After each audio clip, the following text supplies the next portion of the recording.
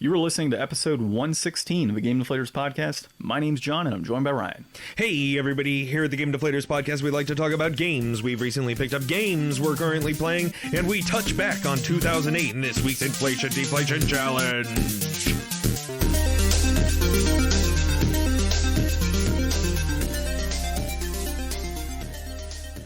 So, I don't know if the people are going to get that reference per se, but we played Touchback is a football thing. Yes, but 2008?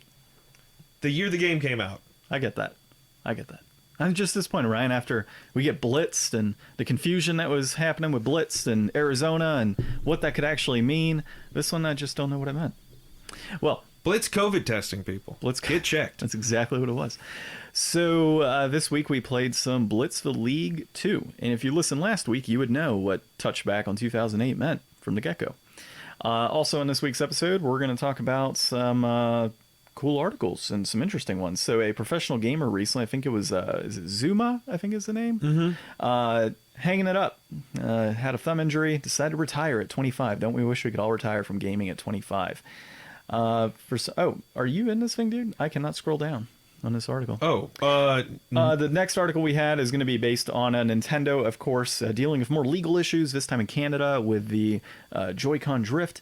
And then, of course, our last piece is going to be on the toxicity of gaming. There was not a recent article, but I guess a recent podcast episode tied to an older article talking about really, I guess, the toxicity in the gaming community as far as online gaming is concerned. So we'll jump into that as well. I don't know what's up with this thing, dude. It will not let me scroll down. There we go. So, as always, dude, let's get it started. Pickups. I'll go with you first. I mean, you didn't really have any pickups at first. Well, you had one, and then you got a second one just today. Yeah, John helped me out. There was a bunch of games on sale at Walmart this week, so John was able to pick me up a copy of Octopath Traveler for $10.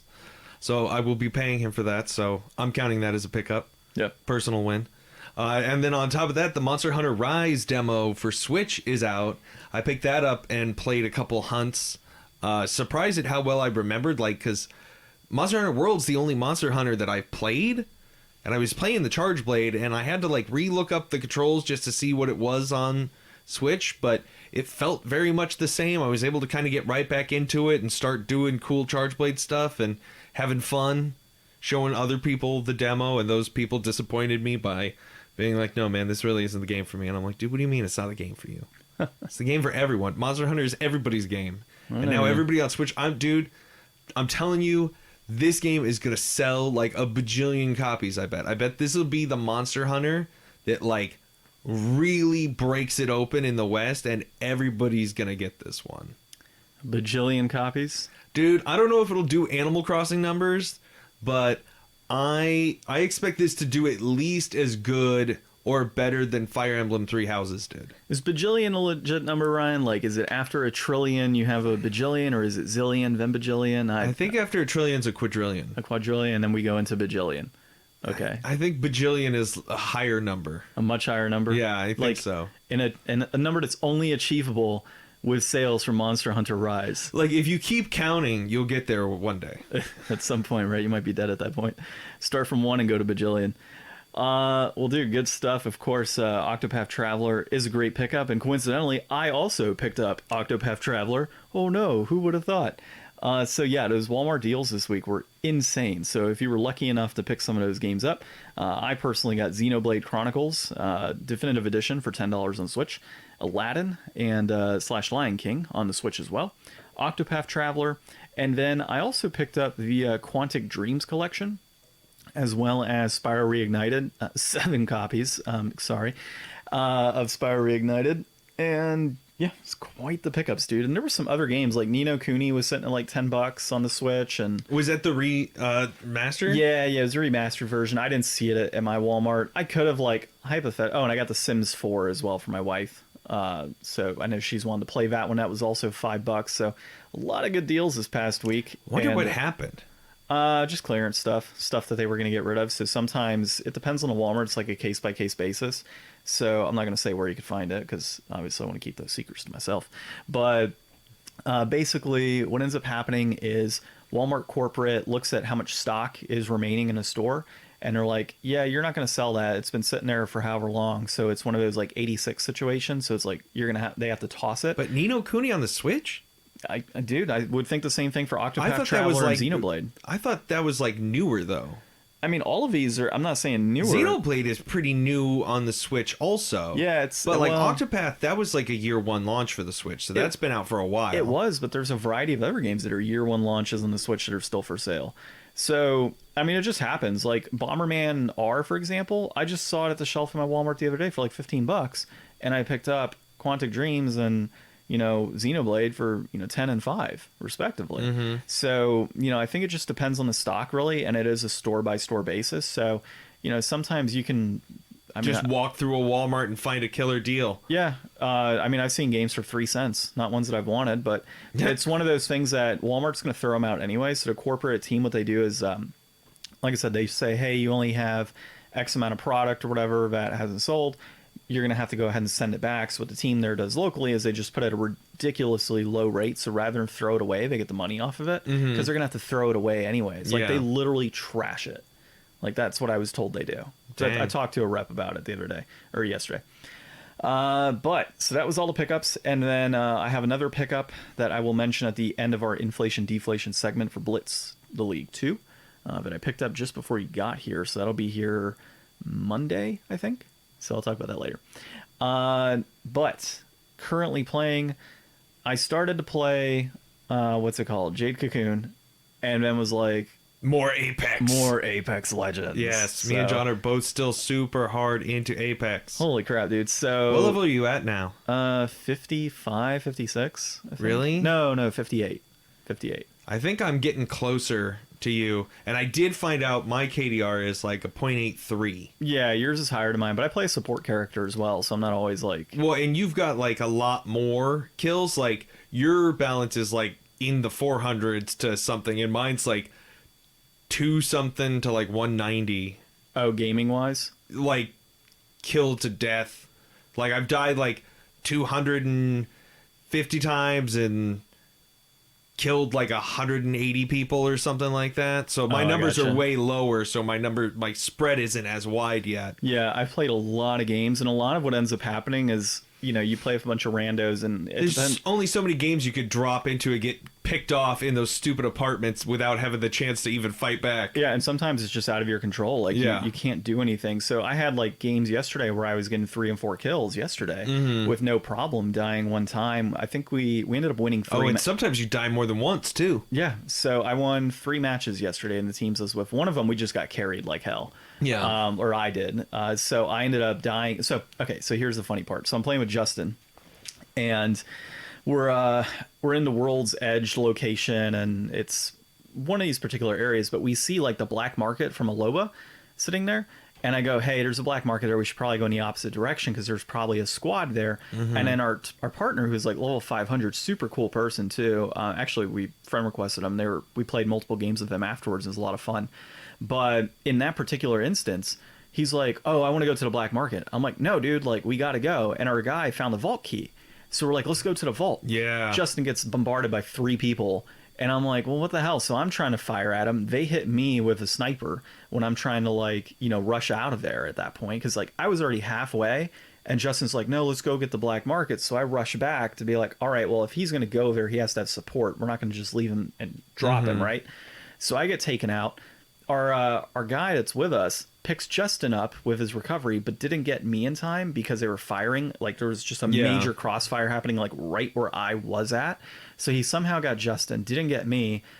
I time out on the respawn, of course. He gets Justin. This guy, like at the end of the day, I had 2 kills. He had 2 kills. Justin had 1 kill, and we ended up winning that match somehow with just the 2 people.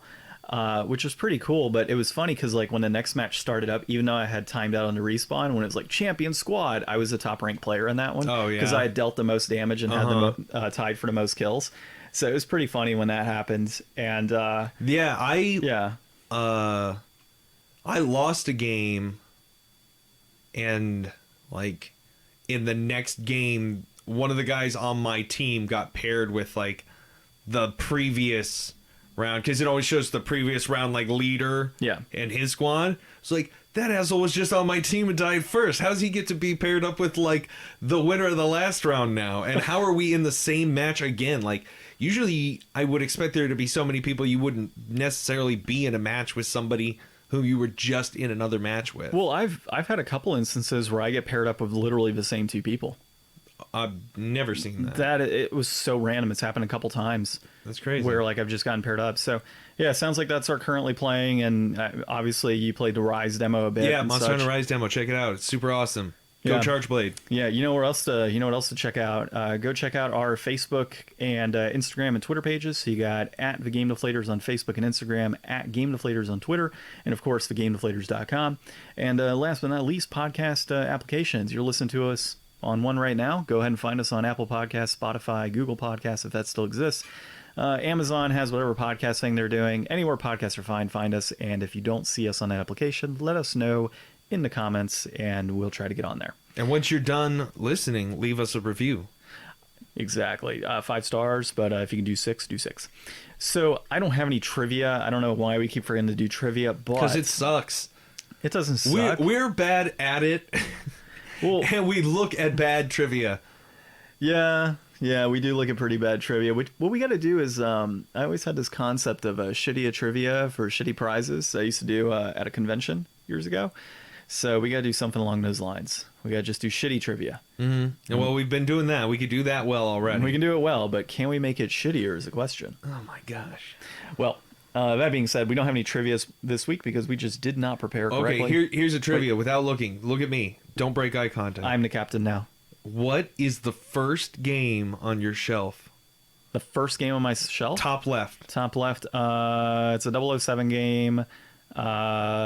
Agent something? Wrong. What is it? Alien vs. Predator. What? How's that even possible? PS2? Yeah. What's up top? On the very top. No. Look above it. Look above it. Look above it. What is it? The bouncer. Oh, damn it. I know I had a 007. Oh, you know what? Here's the thing. I got a story for you there. It was 007, but after that ridiculous pickup earlier last year, now I can say earlier last year, back in March. You cycled it out? I cycled it out and put it in a container. It was 007, whatever the 007 agent something.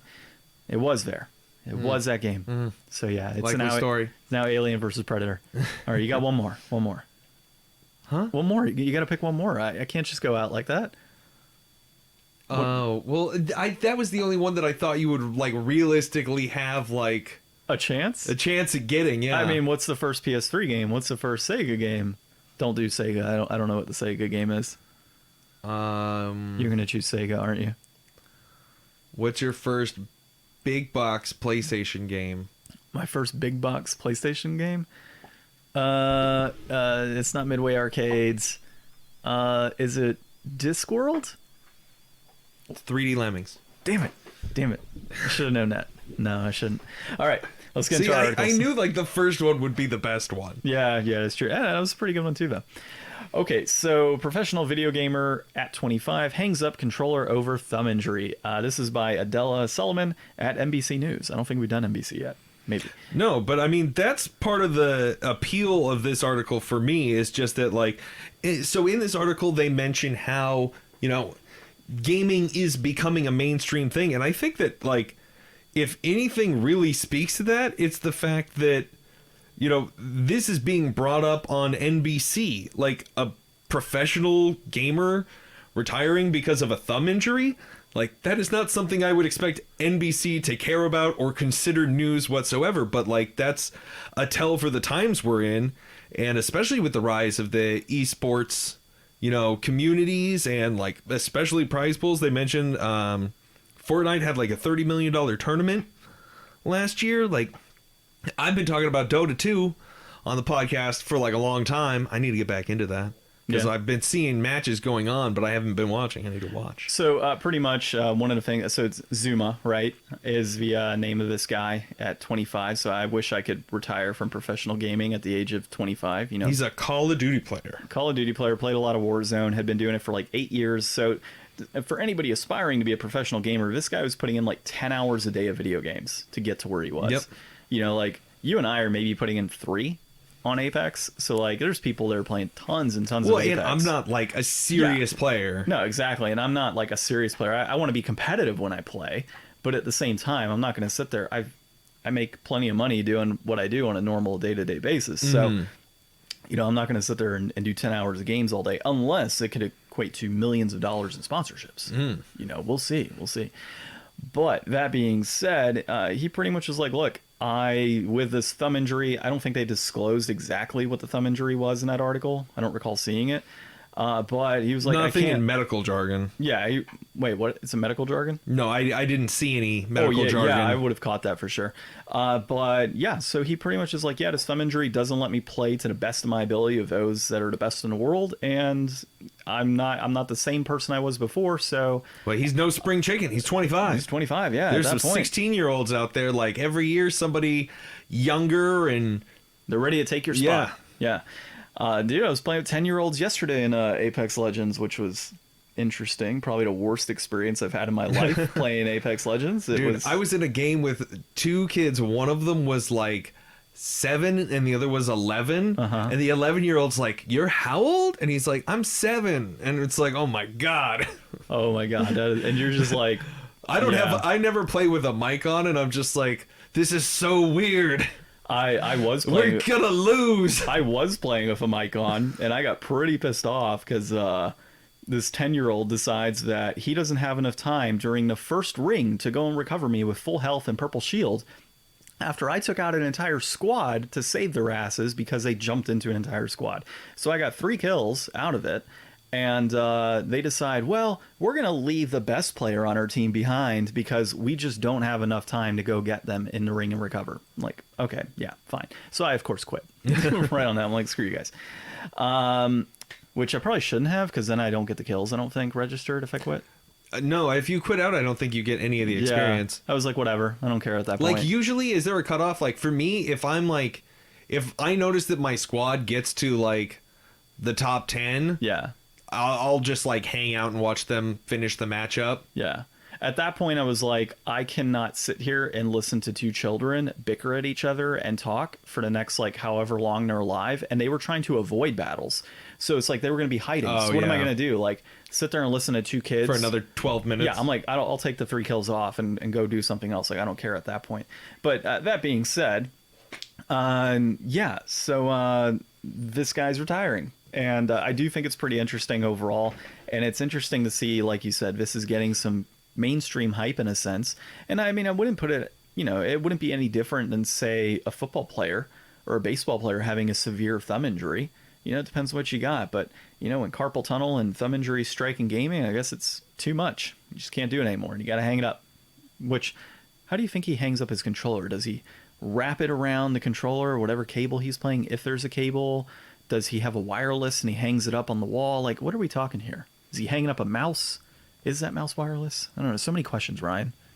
I guess you could, like, just get, like, a 3M, you know, Velcro. Yeah. And then a Velcro on the wall. And yeah, just stick it there. Yep. That's it. No more gaming. It's just Velcro on the wall and then peel and paint when you move.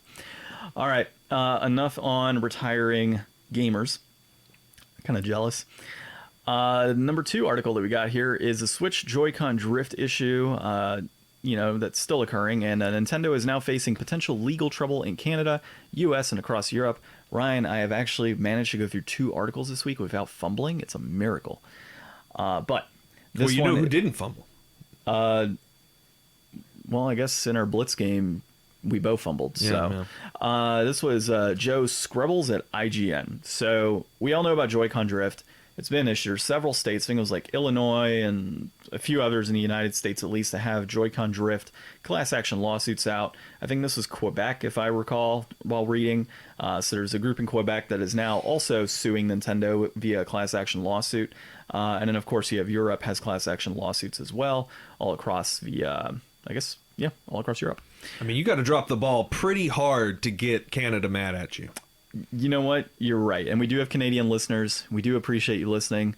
And the fact that you guys are fed up with Nintendo's Joy-Con drift, whew, that's something right there. You know, I have 2 Joy-Cons that I need to get fixed, and I've already had 1 fixed. So I got to send those in It should be no problem. I just can't believe that Nintendo hasn't like done some kind of redesign, like with all the talk that we've heard about a Pro, with the actual creation of the Switch Lite, which I think still has the same problem as the Joy-Cons, and you can't even like. Yeah, you can't. There's no way around it. You have to send the whole system in. Yeah, that's frustrating.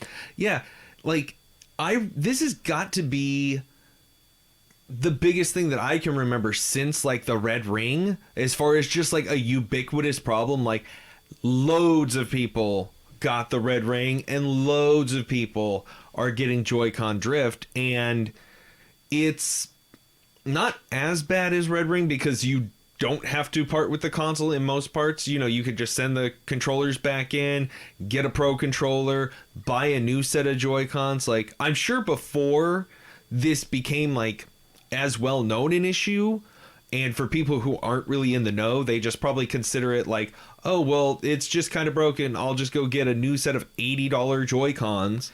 Well, you know, and unfortunately bite the bullet on it. Well, and here's the thing though too, and I think a lot of people you know, might defend Nintendo on this and say, yeah, you know, Nintendo's doing free repairs and everything else, so like they're in the right and all that, and they're kind of making do with the problem and really trying to assist customers. Well, the problem is if you continually get Joy-Con drift on new products, which, you know, I believe is still a frequent issue. They haven't made a new SKU that has become immune to the problem, so they're currently selling things that will one day need repair. Yeah, so if you knowingly are selling a product that has an issue, and you're saying, yeah, we do free returns, and it's going to be however long turnaround, and those people get impatient and buy another set of controllers, you're just making money. You're just making money at that point, right? Like, yeah, we'll do free repairs. You pay for the shipping. Like, what does it cost? Like $60 or $80 for Joy-Con controllers together? I think it's $80 for a pair. Yeah. So like Nintendo's like, yeah, pay the shipping and handling on $5. We'll go ahead and clean it, do whatever we're gonna do. But yeah, since you're gonna be so impatient as a consumer, you're gonna still pay $80, and we're still gonna get $80, and then you're gonna have to send us those at some point too. Yeah. Like, so it's pretty much them being able to get multiple sales of Joy-Con controllers. I haven't had the issue yet. So do you know if it's like a percentage, or is it just like inevitable that this happens? I haven't looked too much into it from that component. I mean, it's from a wear on a plastic part that's just incorporated into the design of the joystick.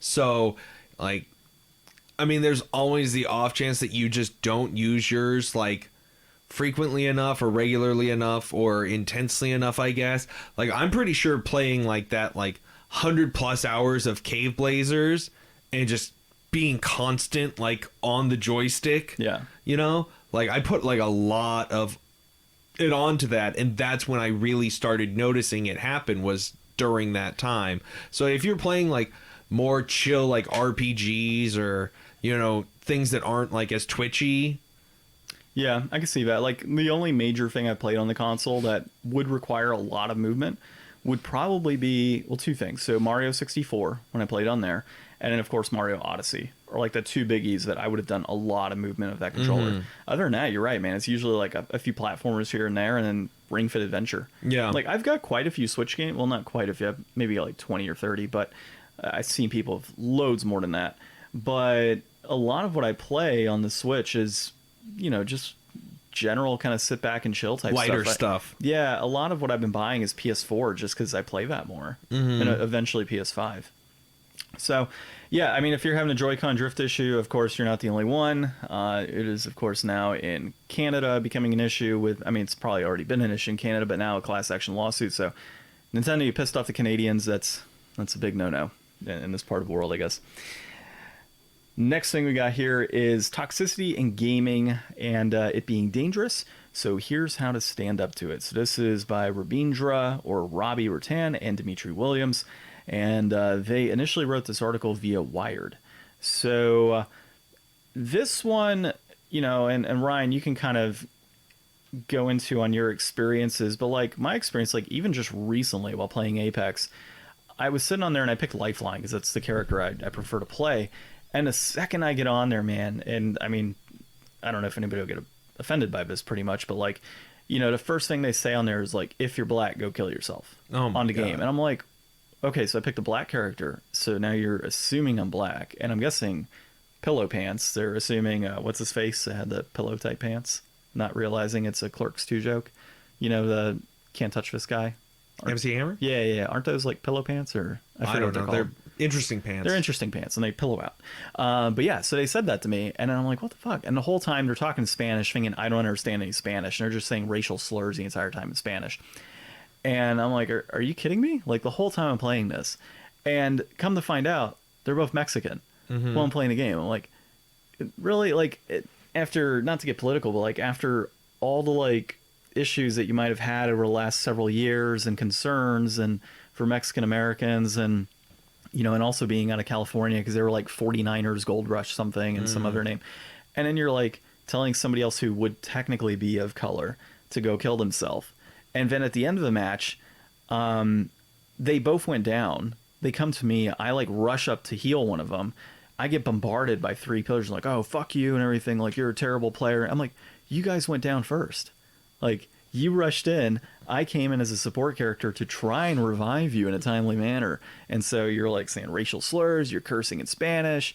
You're, you know, just pissed off in general. Like, I don't know what stick up you have up your ass, but like, it was a crazy situation. I'm like, wow, like I'm on the outside, obviously, as, you know, being white and such. So for me, it was, you know, it's not like that was directed to me as a white person, but hearing it from that side of things, I'm like, good God, man. Like if I was black and I was, you know, playing that game, it was just disgusting how toxic that situation was in general for that game and that situation. Yeah. And so this article like really digs into the overall online community and saying that a lot of the time that you see this toxicity, it's with like younger males, which we experienced during our Xbox days. I'm sure if people wanted to screw our moms on Xbox, apparently.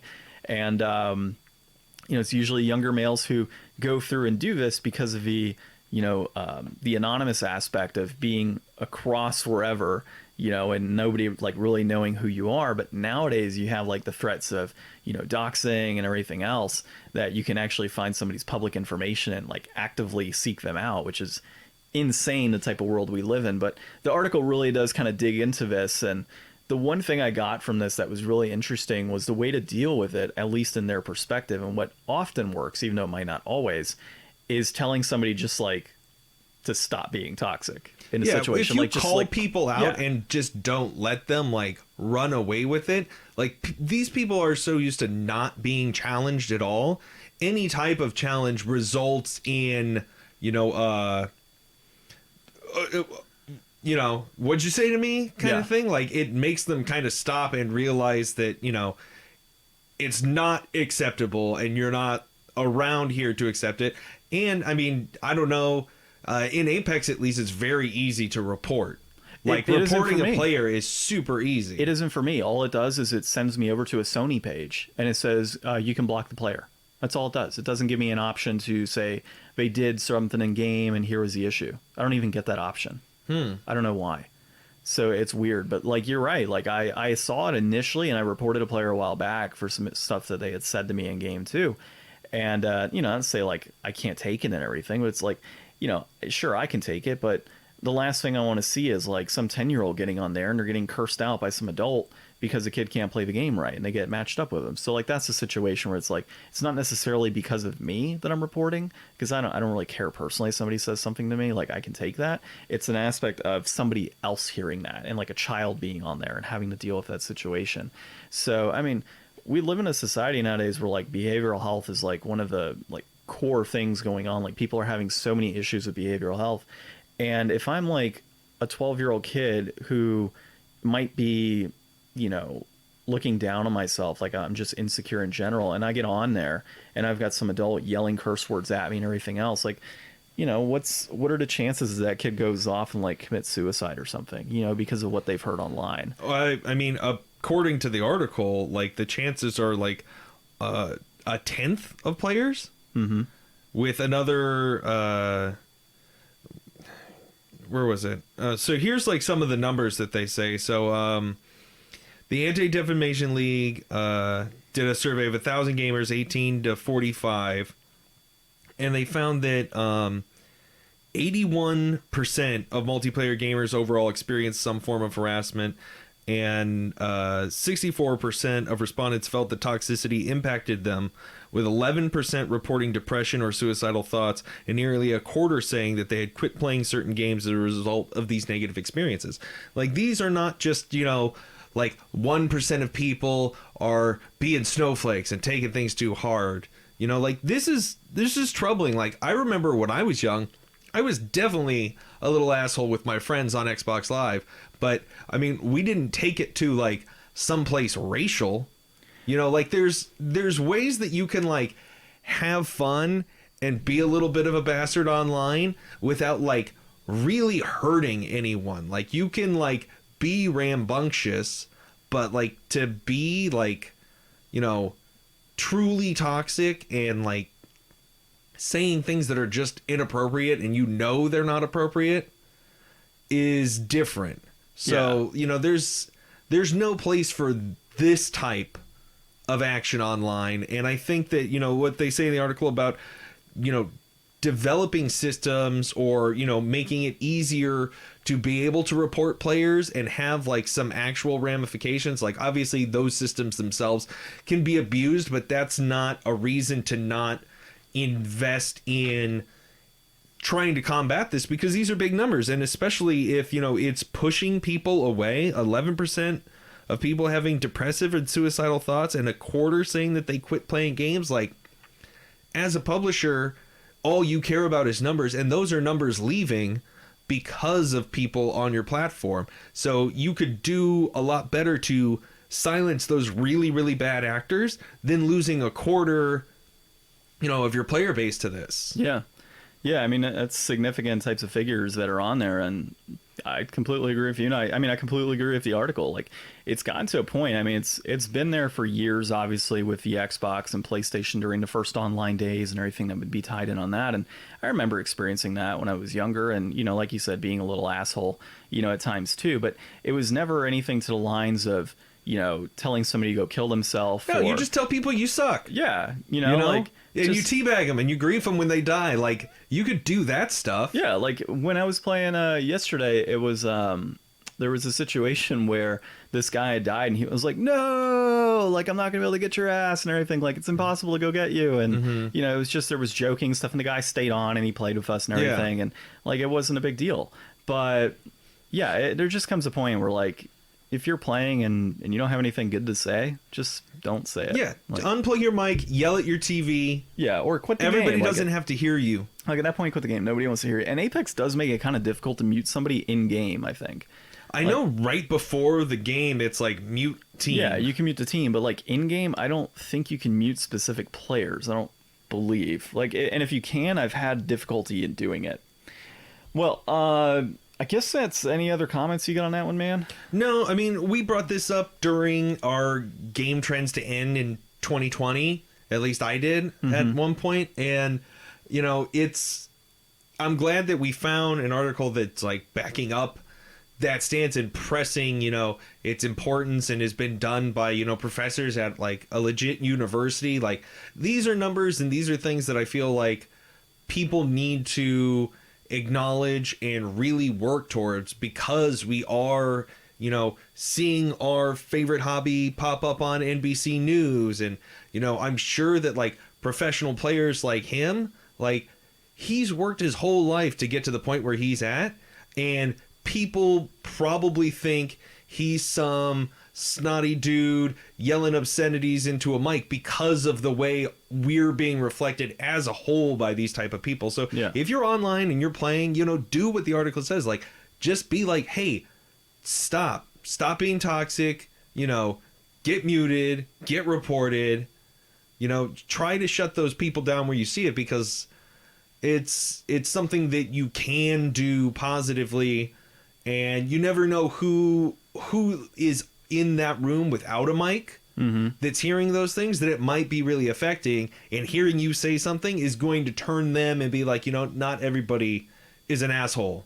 Well, and you know, at the same point, the reason I brought up earlier, like you report that player, like you and I can kind of handle that type of situation, and it doesn't really affect if somebody curses us out. It's like, okay, well, yeah, screw you too, bud, and then like log off. But at the end of the day, like, you should report those individuals, because like you said, you never know who's coming up next. You never know who's on the mic on the other end, who doesn't have it plugged in, is just listening in. And that really is a problem down the road. You don't know if you don't report that player, and that player was cursing up a storm and calling you racist slurs and telling you to go kill yourself, and you could take it, that's fine. But if somebody else can't take it, and they hear it next because you didn't report that person, and that person to get permabanned or whatever situation may have occurred in their account, they're going to negatively affect somebody else. You know, they need to do like a system where, I mean, you know, being banned is, it's such a like really offensive thing. Like, you're going to hurt that person by banning them, but they'll go play another game somewhere. I'd like to see a system where it just perma-mutes them. That'd be awesome. So it's like they can still play, but they can never talk to anybody again. So it's like the likelihood of them continuing to play, but just being so frustrated that they can't yell at strangers online would just irk them, I'm sure. Kind of like Facebook's policy in a sense, where you can see Facebook if you're banned, because I've been reported for like memes and stuff in the past that people just didn't like, I guess. And you know, you can see stuff. You can go on Facebook, you could scroll, but oh, you want to like that? Nope, you're banned from liking. Oh, you want to comment? Nope, you can't comment for however many days. Like, if they did that type of situation, you're right. Like, I want to actively play this game, but I can't talk to anybody. I can't curse. Like, if that's what that person, like, the enjoyment they get out of playing that game is like cursing people out and like just yelling and stuff and just being stupid, that's going to drive them insane. Yeah. Like, yeah, I could play, but I can't do anything else that I love to do on this game, so why even play it? And like the whole account. Like, if Sony was just like, no, we're doing a whole account, that'd be absolutely hilarious. I like that idea. All right. Our game this week. We had, so last week we played some Blitz 2000, NFL Blitz 2000. We were like, wow, what else can we play that's awesome? Great game. And we decided, let's play some Blitz the League 2, because I don't have Blitz the League 1. And this, again, Midway Games, and they were a developer. It was published by Midway Games.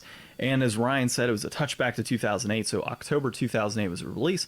And lo and behold, the game type is a sports game, and it had reception around 6 out of 8, or 6 to 8 on that one. Dude, I liked it. I personally did. I kicked your ass 35 to, what is it, 35-20, 35-14? I don't remember the score. 35-21. I think so. Yeah, I beat you by 2 scores.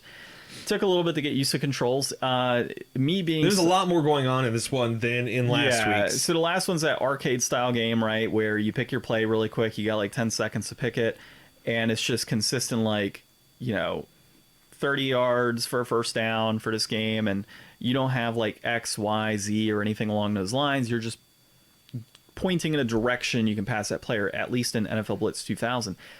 This one takes more in a Madden approach. So there's a variety of teams you can play, because EA ended up getting the exclusive rights at some point in time after NFL Blitz, where they were allowed to produce football games. And essentially what ended up happening is they created Blitz the League 1 and Blitz the League 2 to try and create like homegrown teams in a sense for this Blitz League. And it took on more of a Madden approach. So you have like your different types of defenses and offenses that you can do. Not a huge variety of playbooks like you would see in a Madden, but it has a lot of the same structure, that square, X, triangle, circle, like that type of situation you can pass to, your run plays. And of course, it keeps with the standard 30 yards for a first down and such. It does introduce a kickoff and field goal system in Blitz League 2. I don't know if it was in 1, of course. And you do have the crush meter as well, or the unleashed meter instead of turbo, which is pretty interesting. So no more like fire down the sideline, at least in what we experienced. But I liked it, dude. Like, it was pretty cool. It's a different twist. The ability to come up behind somebody with that crush mode, and like I ended up breaking. You get like X-ray, like if you imagine the X-ray moves from Mortal Kombat, like that, but after a tackle. It was crazy. It was like Ryan's same player. So we got to see 2 things, which is absolutely hilarious. So the first one, I do this massive tackle on his tight end, and not Ryan's actual tight end, but his player, and go ahead and hit him, and it's back spasms, because I saw the crush meter come up. It's like, press X. I'm like, oh crap, I'm pressing X. So I press it, get back spasms. Ryan's player needed to be juiced. So you literally have to guide an injection while it's moving and hit it with accuracy. And based on the accuracy determines how many plays they're out for, which is cool. But that same player, I hit him again later on, and he had some other type dislocated shoulder. No, it was something else, I remember. It was the shoulder. Well, I hit him 3 times. The dislocated shoulder was on the next one. So it had the X-ray vision on the back spasms, and something else happened. The dislocated shoulder, we're just watching like bone pops out and everything of the muscle. And we're like, oh crap, like wasn't expecting that. So that's pretty cool. And then Ryan had to, so he didn't have to juice him that time, but he had to put the shoulder Tried back. to set the bone. And yeah, so he had to set the bone. I'm like, don't I have another guy? Like, can't I just like, we don't have a single replacement? Where's our second squad? Like, yeah, it was so funny. You're just like, and he kept passing the same guy and it just kept crushing him. And at some point, your running back, when he went back, this was pretty cool. Like the after play type stuff you would typically do in the original Blitz series. In this case, Ryan's player's on the ground and I hover above him, grab his helmet, and just start slamming it into the ground. Oh, yeah. Which was pretty cool. Like, it just had that, like, Mortal Kombat Street type of feel It's to got it that going on. PS3 grit. Like, you know how during PS3, like, Twisted Metal Black Yeah. came out, and like all these games that were just kind of like more normal games, like just got this gritty edge put over them. Twisted Metal Black was PS2. Before somebody calls us out, it's just Twisted Metal. They had the reboot. Okay. Yeah. It's just Twisted Metal. Jack and Daxter. Sure. We'll That's when it started getting darker. They got guns, right? Well, that was PS2 as well. That was also PS2? Yeah, they re-released it on PS3. Oh. Ryan, stop talking. No, I'm just kidding. Well, I I get what you mean, though. It's I like, thought only Jack 1 and 2 were on PS2. no, Jack 1, 2, and 3 were on PS2, and then PS3 they did like a re-release. They did like a remaster. Okay. But that being said, I do understand the grit component that you're talking about is that darker, grainy type of texture that goes with the game, and I do like that style. You kind of see that even though it's not a PS3 game. Def Jam has that same style, like grittiness going for it. The Def Jam Def Jam, the Fights of New York or whatever it's called. Yeah. So that one has that grittiness, and so did this. And I really did like that approach and the graphics. From a gameplay perspective, so if you're a Madden player or you like sports games, and this is one that you've kind of thought about, it is pretty cool overall. It does have that Madden type feel. The one thing you're not going to get in this that you don't get in a Madden is like the sensitivity on when you throw the ball kind of. So like there is sensitivity, like if you're doing a bullet pass, for example, you're not just like launching in there hardcore, like it's your standard pass and you can put touch on it. If you press it gently, like if you're doing a pass play, but it's just not that same feeling as Madden overall. And the turbo felt kind of off too. Like, yeah, the turbo was weak. Yeah, it was definitely weaker. Like, I didn't feel like it was doing anything, and then you finally spotted that meter, and I was like, oh, yeah, it does change. It goes down when I hit R2, but it doesn't seem like he's moving any faster. And your guys are moving like 3 times the speed of my guy. Yeah. And I'm like, isn't this the reason I throw the ball to him? Because he's fast? Well, apparently not. Well, either way, I felt that, this was a pretty good game. It was... Oh, wow. I'm looking at the price right now. It was way too much football for me. So as somebody that's not ever really been a sports, like literally like the old NFL Blitz, like was probably one of the more familiar I was with a football game. Yeah. It was just way more football game than I was used to playing with. It was okay for me. Like I preferred last week's game to this one, just because I liked a more arcadey feel for it, because I just don't really take sports seriously. You might still get that arcadey feel next week. So I did buy Mutant League Football Dynasty Edition for PS4. So we'll check that one out next week. Well, but yeah, I get you, dude. It was a lot of football. So if you're not somebody that likes to play football games in general, NFL Blitz is probably more your style. And they did do a re-release on that. I think it might have been digital only, but it was 2012. But they did remove a lot of things like the after tackle contact and stuff, like where you could bash players. Yeah, where you could just like jump on people. Yeah, the NFL had them remove that, which is part of a reason why we'll probably never see another like NFL Blitz. But yeah, maybe this game, we'll there was a reason Blitz. There's no NFL association with this Blitz. League. This is all like, Ryan was like, are these arena teams? Because it was just random, like Mexico City Aztecs, I think is what I was playing. New York Nightmares. Yeah, which is pretty cool. I liked it overall. And they created all these different player names and stuff to be able to tie in with the teams. It was pretty interesting. But dude, brass tacks. Here, first let me do... You want me to do most expensive, least expensive? I didn't put it on there, but I've got it up here. Yeah, go ahead. So, least expensive is going to be $844 for a loose PAL Xbox 360, which is crazy cheap compared to the rest of this.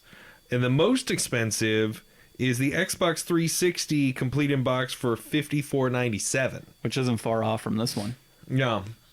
So I mean, it's $1 less. Yeah, $1 more. so for the PS3 version, which is what we played, the complete in box is at $53.94. That is currently also the highest price, and that's actually trending up. It looks like it was like $24 like just a few months ago.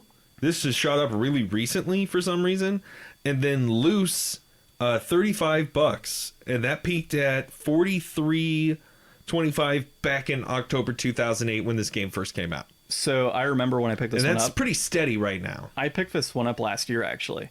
And it was in a collection where I met a guy out in Queen Creek, funny enough. And he listed he just showed like a picture of a rack of games. Mm-hmm. And it was, hey, X amount of games here, go ahead and buy what you want. I did one of those things where I'm like, oh yeah, I want all of them, so I could go get them. And then when I got there, I'm like, hey, there's some, I was looking at it, there's some I probably don't want. He's like, okay, well, I'll just do $5 a pop. So I got this for $5 last year. I did get a lot of other games as well, along with that for $5. So I think it was like $70 in total is what I spent. And I even was able to swing a deal with the guy where it was like, hey, how much for all of this? And he was like, oh, I'll do 80. And I'm like, how about 70? Mm-hmm. And I ended up getting it for that price point. So yeah, I mean, it worked out. And obviously, like when I first got this, I think it was sitting at like 15 or 16 when I first got it. And I was like, oh, that's a decent, I spent $5 to get like a $16 game. Cool. Well, now looking at it in the long run, it's certainly a good pickup. Yeah, it was certainly a good pickup last year. Okay. So overall, God, man, it's hard. Not worth it. Well, this game is way overpriced right now. This is inflated. For you, it might be. Here's the thing: $53.94, brand new $60. Here's the thing we got to look at. And I'm not going to say it's not inflated because it's a sports game, right? But sports games like this, they're uncommon. This probably didn't sell very well, given that it's Blitz the League 2 in an era where you had a lot of Madden coming up, and this just didn't have the same control. So I'm thinking Blitz the League 1 probably didn't sell so well. Release Blitz the League 2. Probably didn't sell so well. Okay, so you have that component going for it. NFL has exclusive rights on, or Madden, or EA is exclusive for the NFL stuff, right? So like the idea that we're going to see another type of football game like this that has that realistic type of approach but still has that Blitz feel is probably slim to none. Like, not slim to none, but can you see Midway doing another Blitz if this one wasn't, picked up and purchased? Like maybe they just don't see a reason to make one of these again. So this is going to be the most recent version that you can purchase in terms of era of gaming, right? So PS3, and it's probably, let's see, 2008 was probably later in the life cycle, right? No, early in the life cycle, 2008. So no, that's late in life cycle for PS3. Sorry, I'm thinking PS4. So this is late life cycle PS3, I believe. No, PS3 came out in like 2006. Yeah, you're right. Okay, so yeah, early life cycle game. No, you're right. I'm just trying to think back on like where the hell I was and what I was doing. So yeah, 2008 would be early life cycle. And if they haven't made one since on PS4 or PS3 since then, 53 sounds about right for what we're looking at right here. But I'm going to have to go inflated. I ain't never seen any sports game used for that price. Go look up NCAA 2014. That right there is a sports game, and there's a whole story behind that one. So that one is the most recent NCAA game that you can buy. I think it's 14, and that one came out, I think it's most expensive on the 360. Holy cow. Yeah, what is that now, like 150? 129. Is that loose or complete? Complete. Yeah. So the NCAA, because of the whole thing of college kids not getting paid and such, decided that they couldn't make any more NCAA games because of the likeness and image of players that weren't getting paid. So they stopped doing it. So rather than pay players, they just stopped making the game. So I think this is in a similar situation. You have the NFL, gave exclusive rights to EA. This isn't a very popular series nowadays. It was the last of, at least until the reboot in 2012, or like the relaunch of the original arcade series. That was the last one too. Yeah, you're not going to get this again. So I can see this spiking up. Like I can honestly see this game hitting that 100 price point. Backbreak in 2009. What is Backbreak? Backbreaker. It looks like another similar idea, maybe. It comes up when you search for Blitz the League 3. Gotcha. Well, did it get released? Yeah. Digital only or physical? Because that's also a key component too. End of day, you think By it's natural motion. end of day, you think it's inflated. I look at this and say, yes, it's inflated from a standpoint if you're not a big fan of sports games. But if you are a fan of sports games and you're a fan of these types of games and obscure types of games, $53 right now sounds like a damn good price to get in, because I think this is going to continue to go up. Unless somebody just skewed those numbers way up in the last couple months by way overpaying. I mean, this is just steadily going up. Like, I can see this continuing to go up based on what it is. So yeah, that being said, I think it's inflated from a general player standpoint, but I think it is just right and perfect. You know, if for you're all of looking to get you this. sports game collectors out there. There's not really sports games collectors. I think there's more obscure collectors than anything else. Maybe obscure sports games. Okay, we got to start putting our ratings on the bottom. So we'll say inflated on this one. Yes, we will. And then Inflated. last week we said deflated, by the way. So I don't know if you put that for last think I did. week. I'll scroll down just in case. Yeah, you did. Cool. All right. Well, another episode of Game Deflators Podcast in hand. That was episode 116. Next week, we'll be playing some Mutant League football on the PS4. Yay. I'm pretty stoked about that one, man. I've heard some good things. I've not even heard of it. It's got some good reviews. I think Mutant League football came out on the Sega Genesis as well. Was there a cartoon? A what? A cartoon? A cartoon? Yeah. Maybe. I'll have to look it up. No. I always remember there being some like weird violent football cartoon thing with like aliens or something as a kid that I saw before. I don't know. The only thing that comes to mind when I think big Mutant League type of stuff is Street Sharks. It's the only thing that comes to mind for me. So I'm not sure. All right. Well, thanks again for listening. This is episode 116 of Game Deflators Podcast. My name's John. I'm Ryan. And thanks for listening.